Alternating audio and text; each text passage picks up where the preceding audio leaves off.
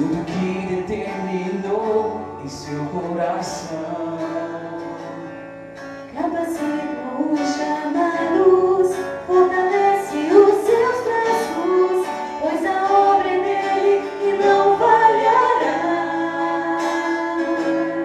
Quando Deus escolhe alguém, vamos obedecer.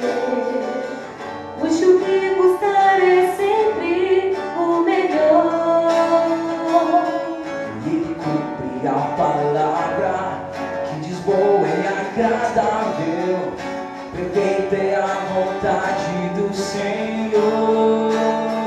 Deus te criou para triunfar, te escolheu para reinar e viver como um herdeiro do que Jesus conquistou. Ele te fez um sonhador com um propósito, uma visão, e nada vai frustrar os planos do Senhor. Você é o vencedor.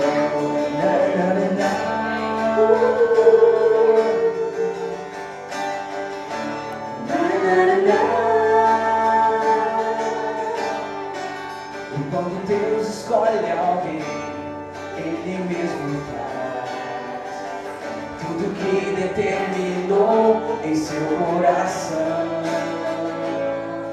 Capacita os chamados, fortalece os seus braços, pois a obra é dele e não falhará.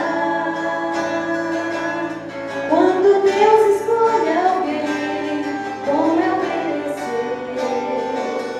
Custe o que custar, é sempre o melhor.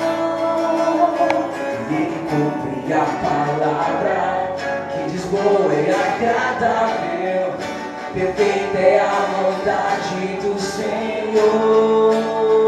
Deus te criou para triunfar, te escolheu para reinar e viver como um herdeiro do que Jesus conquistou.